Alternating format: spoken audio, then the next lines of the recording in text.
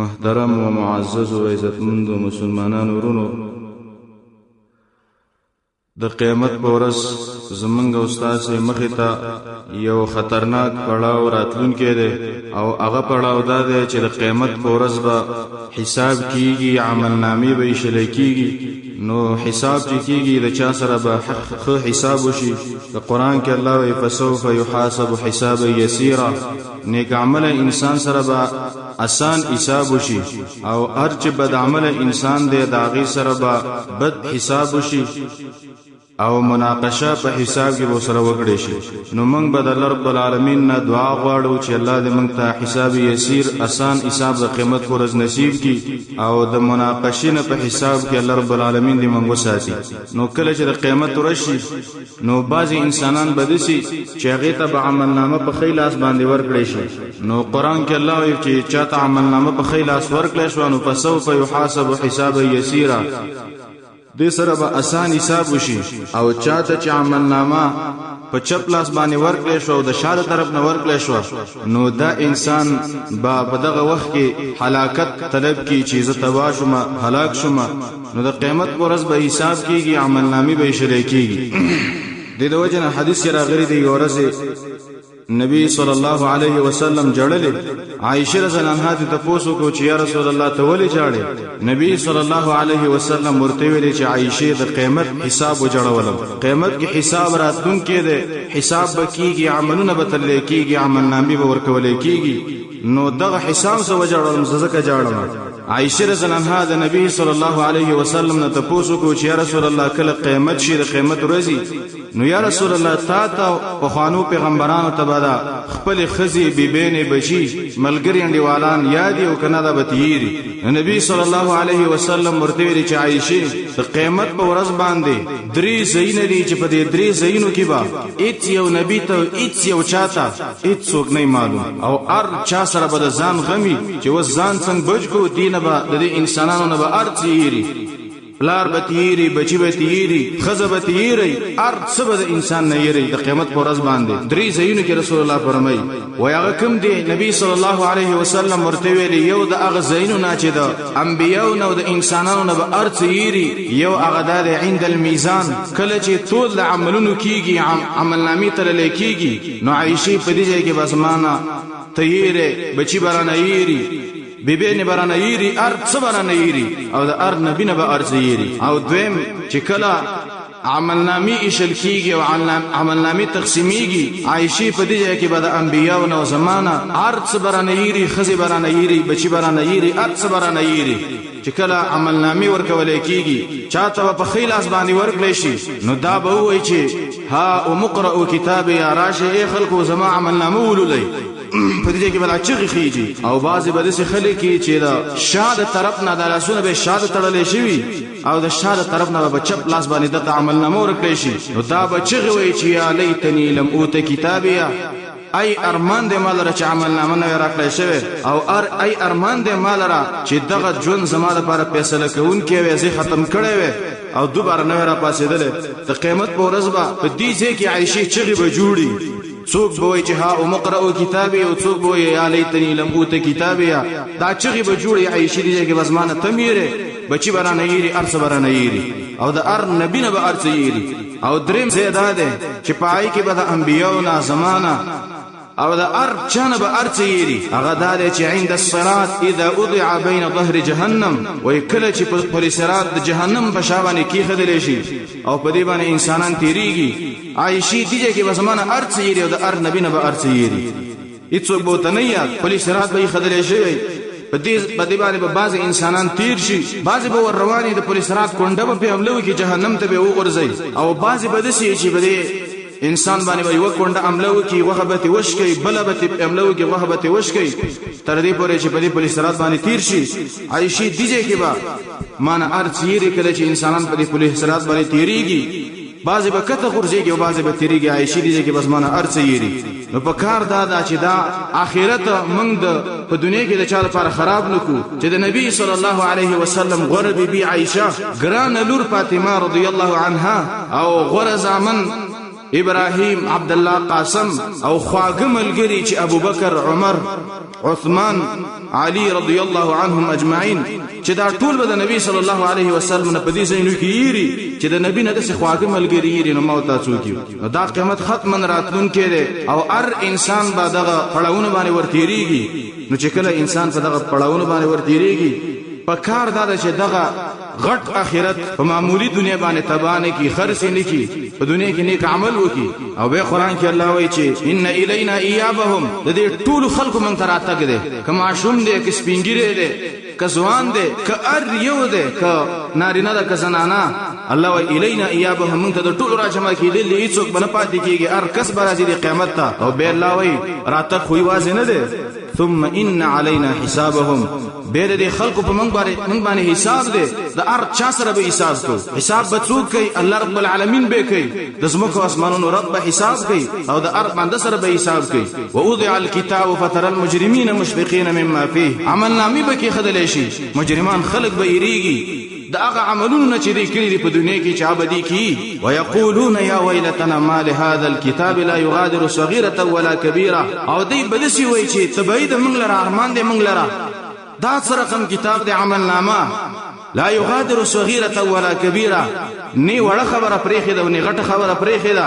الا احصاها مگر دا ټول راګر کړي دي او زمون ار عمل چې په دنیا کې من کړي دي هغه په دې کې لیکل دي کچا تم کنزله کړي په دې کې لیکل شوی ده ک گاونډي سم بد سلوک کړي په دې کې لیکل شوی دي ک کم بد عمل منګه کړي دي دا ټول په دې کې لیکل شوی دي نو دوی بده سی وای یا ویلتنا تبعید من لره ارمان دي من لره دا سره کوم کتاب ده ووجدوا ما عملوا حاضره د انسانانو چې کوم عمل کړي د قیامت پر ورځ به حاضری او دا به په عمل نامې کې لیکل شوی نو زمون الله غره رشوت التناخلی چې رشوت ولور کې او د جهنم د عذاب نه بری بچ کی زمون الله غره په قیامت کې به د چانه یریګم نه او زمون الله غره ظلم به نه کوي ولا یظلم ربک احد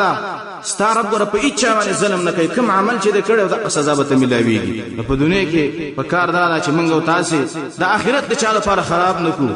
بلکې یو څو ورځې ژوندۍ دا په دې کې د آخرت موږ جوړ کو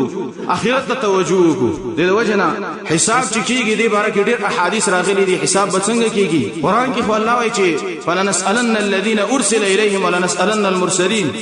الله وایي څوک چې لګلې شوی دي او چاته لګلې شوی دي د انبيو او د قومونو د ټولو بل موږ ته پوښتنه وکړو نو یو قسم حساب خدا دی او بل حدیث کې راغلي دي چې د قیامت په ورځ اول حساب کیږي هغه د گاونډینو مابین کې کیږي یو گاونډی دی په بلې ظلم کړي دی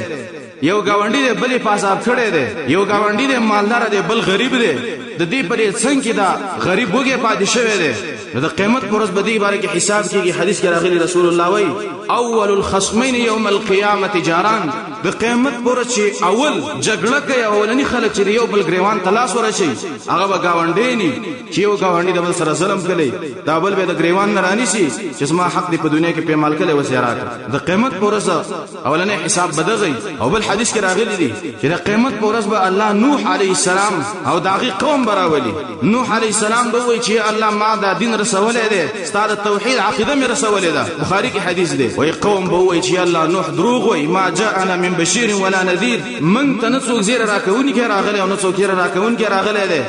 من ته نوح نه راغلی دا نوح دروغ وای نوح علی السلام ته بل وای گوارا ولا نوح علی السلام براشي امت محمد صلی الله علیه وسلم زمون امت پس براشي او وای چې زما لپاره گواہی ورکړي د الله مخې ته زمون امت به وای چې الله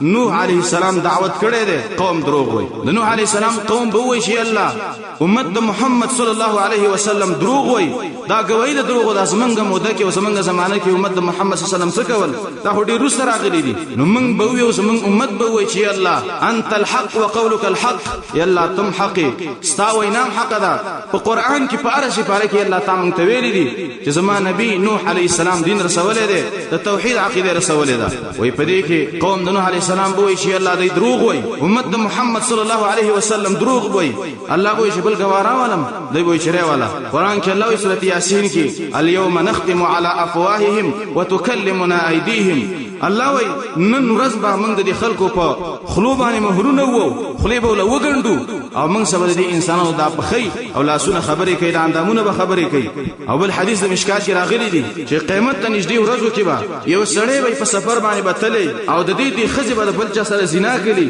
وای کله چې دا سړی کور ته راشي او دا د خپل خزې ته نږدې کیږي دا په خده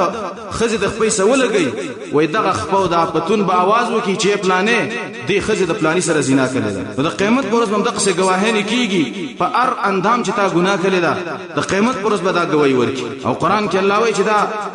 خلق به خپل اندامونو ته وایي چې لما شهدتم علینا تباشی تاسو ولې په موږ باندې گواہی ورکوي خپل اندامونو ته به انسان وایي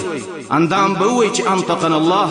من دا خبر الله استلی دي من الله گویا نکلو اغه ذات دې انتق كل شيء چې ار یو شی گویا نکله او من دا خبر الله وستلی نو ار سبا گوی ورکی په انسان باندې او بل حدیث کې راغلی دي چې اولنې حساب چې کیږي دا به مون بارکه کیږي بل حدیث کې راغلی دي چې اولنې حساب کیږي دا به قیامت پرځه د وینو بارکه کیږي تطبیق دا یو حقوق العباد دي د بندگانو حقونه دي او دویم حقوق الله دي د الله حقونه دي نو کوم چې د الله حقونه دي د الله د حقونو بارکه چې اول ته پوس کیږي اول حق د مانځ کیږي ته پوس د مانځ کیږي رسول الله فرمایي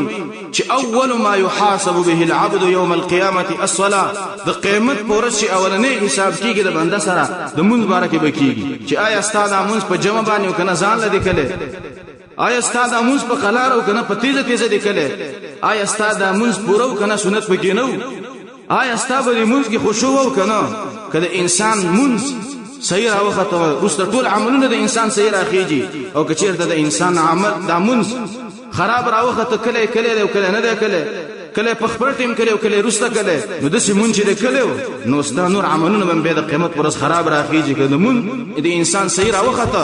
نور عملونه صحیح راخیږي او کوم د انسان خراب راوخته نور عملونه به خرابي نو خپل منځونه باید وګورو د منځونو کې خشوع او عاجزي وکړو د دې وجه نه یو اثر کې راغلي دی وای کله چې یو سړی ودرېږي الله رب العالمین ته په منځ باندې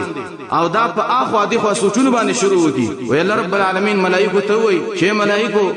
زما او د بنده مابین کې دا پردي اوچتي کوي کله چې پردي اوچتي کی نو د دې انسان سوچ دا په یو ځای باندې نه کله یو ځای کې سوچ کوي کله بل ځای کې کله په کاروبار کې سوچ کوي کله کور وغیرہ ارڅ کې سوچ کوي خو لیکن دا سوچ برابر نه وي الله رب العالمین ملائکه ته وای چې دا پردي راوارته وای دا زما بنده اصل کې د دې یو ټکی ما تقبل نه دي کله چې انسان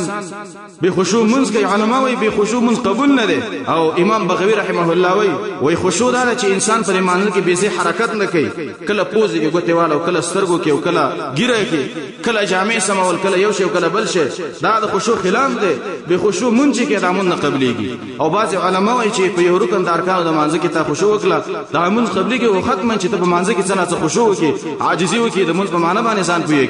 او بل حدیث کې راغلي دي چې د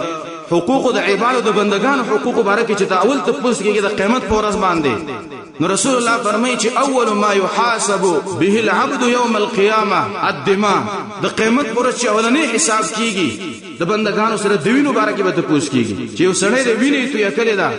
دا وینه تا په کم جرم باندې تو یکل دا د دې وینې تپوس به کېږي د قیامت پر ورځ باندې نو بعض خلک دا غي دا وینه تو یول د یو قصب ګرځیدل یو کار ګرځیدل یو شی وای ده په دې وینو ته یو باندې دا ځان له روپۍ پیدا کوي کله یو مؤمن رانی سوجنه کله بل رانی سوجنه او کله یو عالم د امریکای او د بل کوپر پلار خودنه باندې وجنه روپۍ په اخلا کله بل عالم وجنه په تاغي په سر باندې پیسې اخلا یا د الله بندگان رانی ولو سنت طریقه باندې چې دا سنت په مانځ کې وکړه زه دې وجنه ټوپک په سر اخلا د زړه زوله نو دا وینو ته یو دا خو اسنزي د قیامت پر اولنې ته پوښی کېږي دا د وینو بارکه کېږي چې تاوینه توې کړله نو ختم د دې جواب ورکړي چې تاوینه تا په کم حق باندې توې کړله وینه چې توې کې نو یا با یو کس مرتد شوی ارتداد به کلی د دین نه باوخته د اسلام نه باوخته اسنه چې ستاسو مذهب نه واوړې او ته چې یاره دا سړی مرتد دی واجب القتل له نو کوم انسان چې مرتد شي د قتل واجب دی قتل جایز دی او دویم چې انسان قتل وکي بے ګناه مسلمان قتل کې داغي وجل جایز دی او دریم چې یو سړی وادي او زنا وکي د قتل جایز دی د دین را پدې خو د مؤمن مسلمان چې قبله ته مخ اړي قبله ته منځ کوي نبی ته نبی وای الله ته الله وای صحابه مني نو دسه مؤمن چې چا ملک دا د قیامت پر ورځ جهنم تریږي او همیشه به جهنم کې پروت دي. نو ګورا او جمعه کې بعض خلک بمون خلاصي بلارو کوسو کې بمون خلاصي او یاره وای زمونږ مطلب پلانې سره د نور چې سمري کو دینه کامل او جنت ته بزي او که چیرته بد عمل او جهنم ته بزي. نو دا خبر استاد صحیح ده نیک عمل انسان به جنت ته ځي او بد عمل به جهنم ته ځي. خو ته به شي ته ځي د دې بی ګناه مسلمان ویني چې تاسو یې نو د قیامت پر شولنه حساب کیږي. اول ما يحاسب به العبد يوم القيامه الدماء. د قیامت پر اولنه ته پوښتنه کیږي اولنه حساب کیږي د وینو باره کیږي چا چې ویني توې کلی الله به توي شر وړاندې شي دا ویني څنګه توې کړی دا په کوم حساب دي دا توې کړی دا او به د قیامت پر ورځ حساب کیږي کیفیت د حسابونو یو مؤمن به الله رب العالمین راولي او دی مسلمان مؤمن ته الله وایي چې پلانې دا ګناه دي کړی دا ګناه دي کړی دا ګناه دي کړی پلانې ګناه دي کړی دسې یو واته زره ګناونه به الله وایي چې دا ګناونه تا کړی دي. نو کله چې الله دا ګناونه ښکارږي دا بنده به چې راز تبا شوما جهنمی شوما څنګه دونه ګناونه ماته الله ویلي. نو الله به ورته وایي چې بنده دا ګناونه دي کړی دي او دا ګناونه د لسپنې کوي باندې بدلون. قران کې الله سورۃ الفرقان کې فاولائک یبدل الله سیئاتهم حسنات. الله وایي دغه مؤمنانو خلکو چې د عقیده چې د توحید عقیده روغي په الله باندې اعتمادي سجده الله تعالی کې دغه خلکو ګناونه الله وایي په نیکو باندې بدلون. نو چې کله ته الله وایي چې دغه ګناونه د لسپنې کوي باندې بدلون دا بنده به وایي چې الله ما هو یو واتل سر ګناونه نور کړی دي هغه څه شو وای الله رب العالمین په دغه ټیم کې وخاندي چې اول ګناونه یریده چې ما تر ښکارا کول او چې کله مولا پنه کې باندې بدل کړه نو په دغه ټیم کې دا څومره زړور شو الته جهنم لمبي وي او دا ما خپل ګناونه ښکارا کوي چې الله دا ګناونه ما کړی دي. او بل حدیث کې راغلی دي په روایت د عکاش بن محسن رضی الله عنه چې د قیامت پر ورځ به الله رب العالمین او یا زر خلق به حساب به کتاب جنت ته داخل کی. او بل روایت کې راغلی چې د ار لزر سبا الله رب العالمین او یا زر جنت ته داخل کی. او بل روایت کې راغلی چې د ار یو سره به الله او یا زر جنت ته داخل کی. نو دینه به ډیر شي جوړیږي. نو دا کم خلک دي چې د قیامت پر ورځ او یا زر خلک دي به حساب به کتاب جنت ته داخليږي. دا غي خپل صفات په حدیث کې ذکر دي. یو دا دی چې داخله کا داغونه نه لګي او دویم لا استرقون دمونه د چانه نه طلب کوي. چلک په سره در راځي رفلانه دم میکا یا پناسي در راځي په خېټه در راځي دم میکا. دا دمونه چې څوک ډیر طلب کوي د قیامت پر ورځ به دغه ابي زره کسانو نه یو رقاد بل استرقادا یو دم دی بل د دم طلب کول دي. نو چې دم ارچا ته جایز دی دا سوره فاتحه د اخري سورتونه دي په دې باندې د ارسل ځان دمي خو لیکن استرقاب بل تویل چیرته ما دم کا نو دا کار نه دی. په کار د چې هر مؤمن مسلمان ځان په خپل باندې دم کی په قران دم کی قران کې شفا ده احادیث کې اذکار راغلي دي پاغي دي ځان دم کی. نو دویم صفت دا شو چې سړی دمونه نه چانه طلب کوي. او دریم چې بدپالین نسی او څلورم چې په خپل رب باندې توکل کوي. دا صفات چې بچا کی د قیامت پر ورځ به الله رب العالمین په دغه اویا سره کسانو کې به حساب کتاب جنت ته داخل کی. او بل حدیث کې راغلي دي د قیامت پر ورځ هیڅ یو بندا دا قدم نشي اوچتوله قدم نشي غستله مگر د الله مخه ته به پنځو خبرو جواب پنځه ته پوښتنه دي دا په دنیا کې ځان سره ولي کې چې د دې جواب به د قیامت پر څنګه ورکول. داغي جواب د قیامت پر الله رب العالمین غواړي داغي جواب ورکړي. جواب چې نه ورکړي مخکې قدم نشي خدله. یو ته پوښ بل الله دا کوي چې عمر می درکړي عمر دې پس کې تیر کړي. نو اوس جواب د ځان سره وګورئ چې ما جواب د قیامت پر سي چې را ما خو عمر په مزدوري کې تیر کړي ما هو عمر په پلاني کې تیر کړو په پلاني کې په ګرځېدلو می تیر کړو په چکرونو می تیر کړي ده. دسه جواب د قیامت پر نشي ورکوله. د قیامت پر ورځ به الله ته پوښ کوي چې عمر می درکړو عمر دې پس کې تیر کړو. دویم ته پوښ به الله دا کوي د قیامت پر ورځ باندې چې ځواني می درکړي او ځواني دې پس کې لګولې و تقریبا د 13 کالو نواله تر دې شو سلوي کلو پورې دا ځواني ته پس کې تیر کړي و چې دې کې انسان خپل طاقت کې د دین خدمت شي کوله. دغه ځواني ته پس کې تیر کړه. او دریم علم می درکړي او پوهه می درکړي و په دې علم له څومره عمل کړي دي. او څلورم مال دې کوم جن غټلې مال دې په چی باندې پیدا کړي پغلاګان او رشوتونه دې پیدا کړي یا په غصبونه دې پیدا کړي مال دې کوم څه نه پیدا کړي په کوم ځای کې دې لګولې پندم ته پوښتنه غره چې په کوم ځای کې دې خرج کړي دې پنځه خبرو ته پوښتنه ختم د ار بندن الله رب العالمین د قیامت پرس کوي. او حدیث کې راغلي چې د الله او د بنده مابین کې به ترجمان هم نه چې بل ول ترجمانی وي کې الله وسم خبرې کوي. او رسول الله فرمایي چې انسان بده سي ولاړی لکه د چیرې نه چې بچي پیدا شوی تندې ورغمي او دغه پیدا شوی نو دا څنګه رپیږي د قرنګي به انسان ولاړې د سره رپیږي با او د الله مخ ته دغه پنځو خبرو ته پوښتنه جوابونه به ورکړي. او بل حدیث کې راغلي کله چې دانه کان خلق جنتین خلق پولیس رات باندې باز بندگان تیر شي پولیس رات نه بوړي چې سخت پړاو دی دا نو چې د دین کله دی تیر شي اخوا یو بل چې هغه ته جسر القنطره وي د جنت دروازې به بندي په دغه ځای کې به داخله کودريږي یو سړی به بل ته وایي چې تا ما صدا سلام کله په دنیا کې د حق درانه خړلې ده شاو بدل راکا نو هغه نه بنې کوي والی چې نیکیو سره نه دغه بل انسان ګناونه برا واخلي او په دغه انسان به ورپند کی او به د جهنم ته واپس شي. بل انسان به ما سره دا سلام کله دې بدل راکا د ار ظلم چې په دنیا کې کله د بل او په دنیا کې بدل نه ورکلي بیتا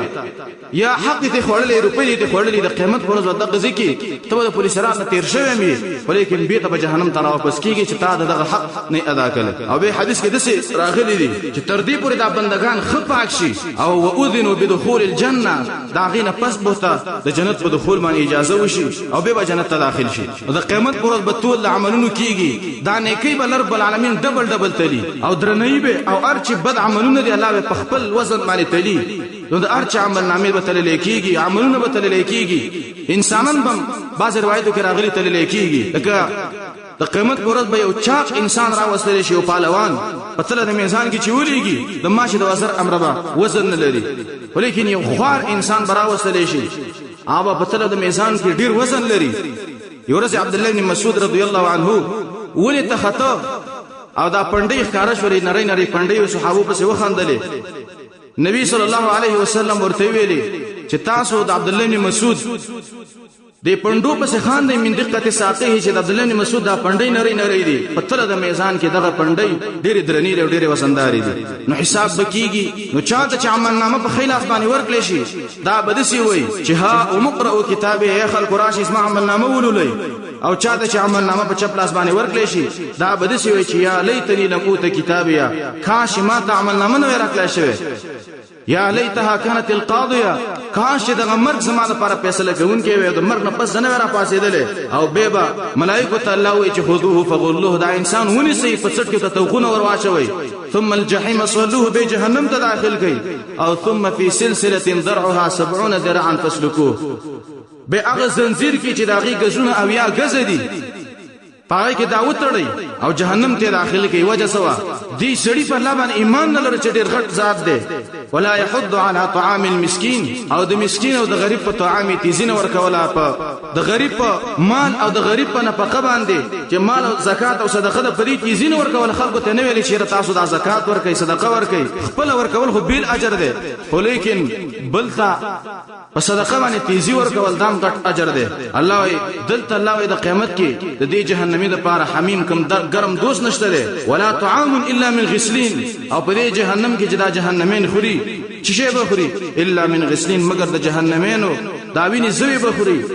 لکه د دالینه چې دا نور اوزي دا به خوري نو دا د جهنمینو به د قیامت ورځ خوراک دی. حدیث کې راغلی دی او رسول الله فرمایي چې من حوسب عذب چا چې حساب شو د عذاب ورکړي شو او قران کې الله وایي چې فسوف يحاسب حسابا يسيرا الله به آسان حساب وکي. عائشه رضی الله عنها ویلي چې رسول الله ته چا چې حساب شو هغه ته عذاب ورکړي شي او قران کې الله وایي چې فسوف يحاسب حسابا يسيرا آسان حساب مشته دی. نبی صلی الله علیه وسلم ورته ویلي چې یو هو حساب دی او بل مناقشه په حساب کې ده.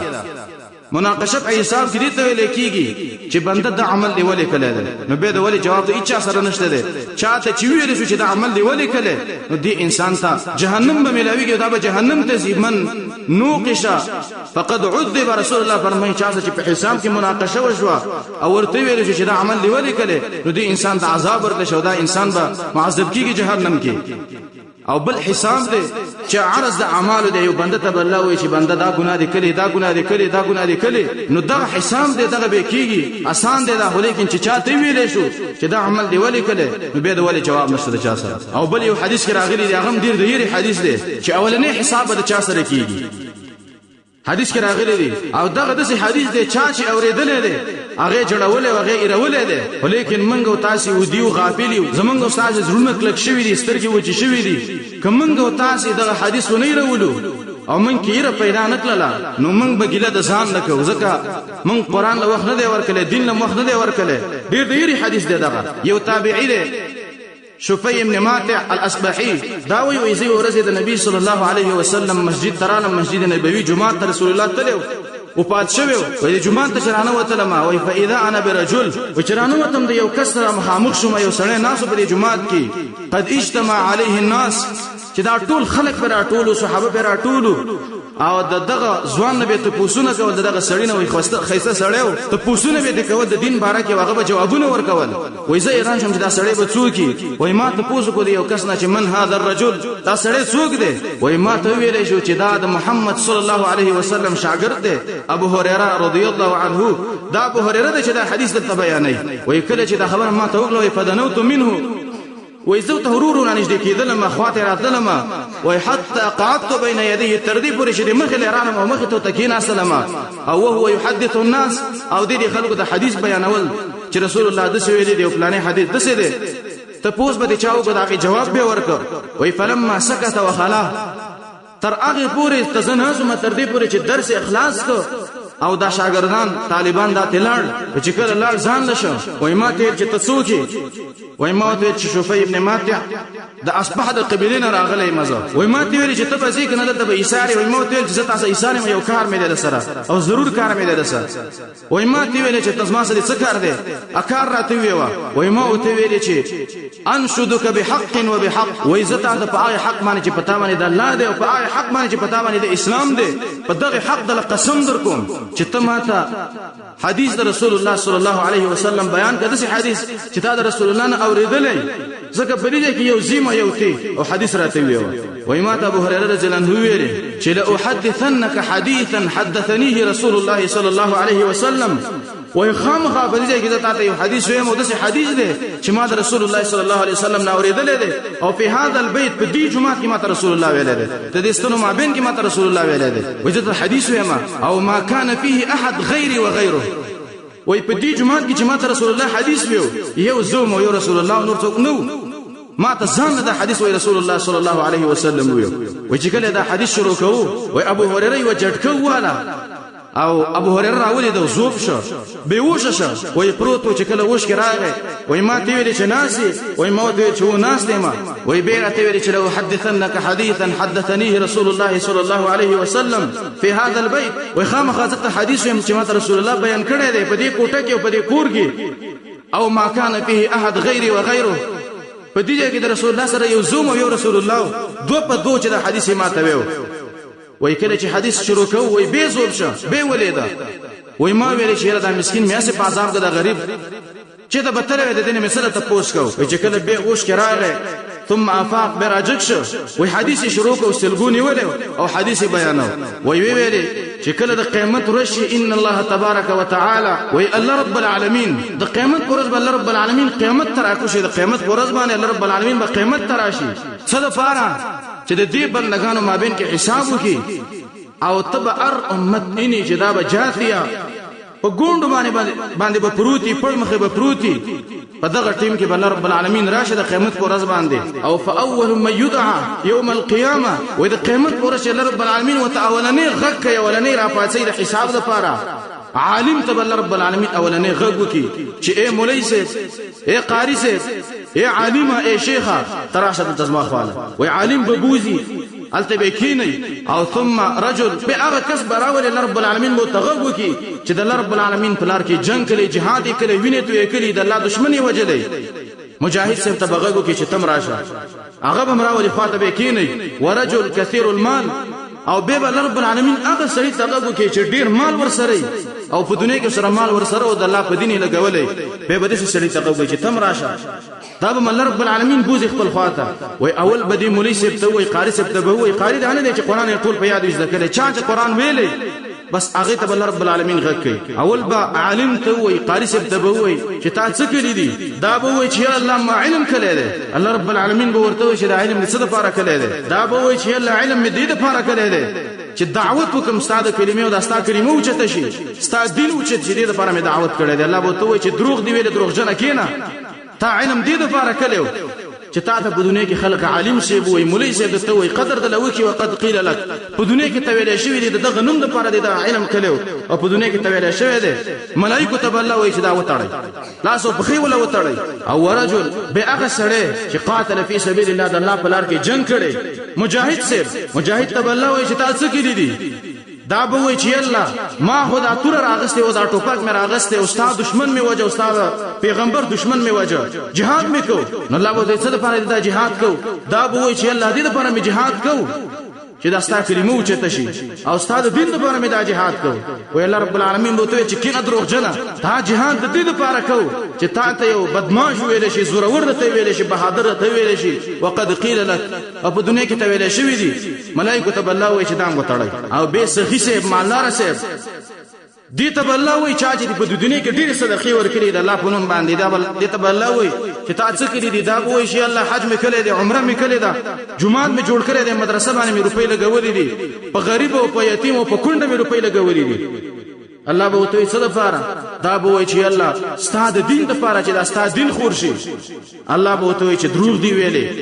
تا دې لپاره دا صدقې کړې وې دا عملونه لګولیو چې تا ته سخی سي ویل شي جواب سي ته ویل شي صدقه ورکون کې ته ویل شي دغه ته په دنیا کې ویل شوی دي وقد قيل لك دا تا ته ویل شوی دي د دې لپاره تا دا کار کوو چې ما ته خلک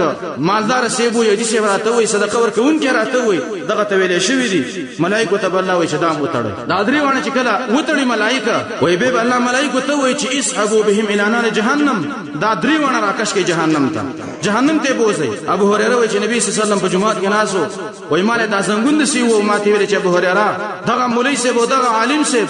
دغه مجاهد سی وو دغه مالدار فهؤلاء الثلاثه اول من تسعر بهم نار جهنم وای دا درې اولنی هغه خلق دي چې په دې باندې الله رب العالمین جهنم ګرمي د جهنم اولنی خلق دغه دي ګور جهنم ته اولنی کافران نه دي صدقې ورکړي داخله به اولنی جهنم ته دي اول بل د جهنم ور په دې خلق باندې ګرمي او دا شپې ابن ماتع یورز د معاویه رضی الله عنه خاطر راغی معاویه رضی الله عنه ورته ویل چې حدیث ته یې درو کنه دی وته ویل چې ما ته ابو هريره رضی الله عنه یو حدیث ذکر دی او زه به تا ته ویم وای ما ته وی چې کله حدیث شروع کو وای دا استزوب شبي وشه وای چې کله وش راغی او دا حدیث یې ویو چې د قیامت ورځ به الله عالم او مجاهد او مالدار دا درې ونه براولي او په دې به د جهنم ور ګرم کی چې د ریا د لپاره په دنیا کې د عملونه کړی دي وای په دې کې معاویه سنانو ډیر سخت وجړل دومره وجړل چې من ګمان وکړو چې دا اوس مړ کیږي وای مجاهدین ویل د معاویه سنانو ملګرو چې دا د شر والا سره راغلی دی چې من امیر وجړو وای معاویه سنانو زوب شاخر او چې کله به وښ راغی د سرګونه وکي و چې کله به ویل چې صدق الله ورسوله الله ورسول رښتیا ویلي نو د قیامت ورځ باندې حساب کتاب راځي حساب کتاب پکېږي او عمل نامې شلې کېږي نو په کار دا چې د قیامت تمنګ او تاسو تیارې وکړو عملونه اصلاح کو د قیامت ختم راتلونکي د هر انسان به قیامت ته ورځي او په هر انسان باندې مرګ راځي او هر انسان به د قیامت ورځ باندې را پاتې هیڅ څوک به د رب العالمین نه بچ نشي